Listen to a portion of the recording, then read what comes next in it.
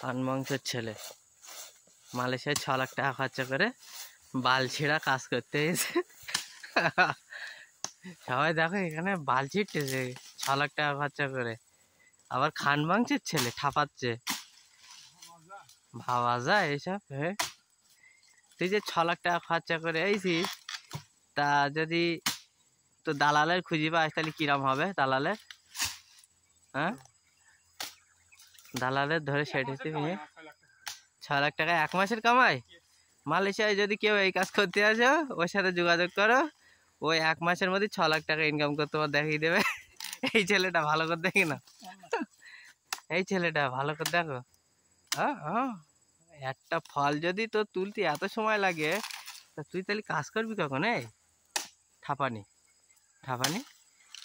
হ্যাঁ, খান মাংস, তুমি খান মাংস যেই মাংস খাও, এবার তুমি একটা ফল কাটবা এত সময় ধরে ধরে, তুই এতে আর 6 লাখ টাকা ইনকাম করবা?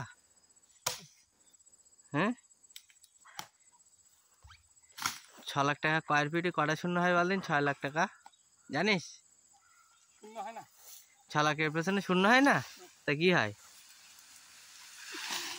হ্যাঁ, শূন্য হয় না, জিরো হয় তো। গোল্লা জিরো হয় তো, জিরো।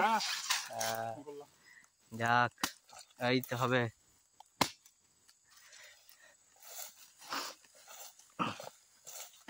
তুই মালয়েশিয়ায় 6 লাখ টাকা খরচা করে এই কাজ করতে আইছিস গো?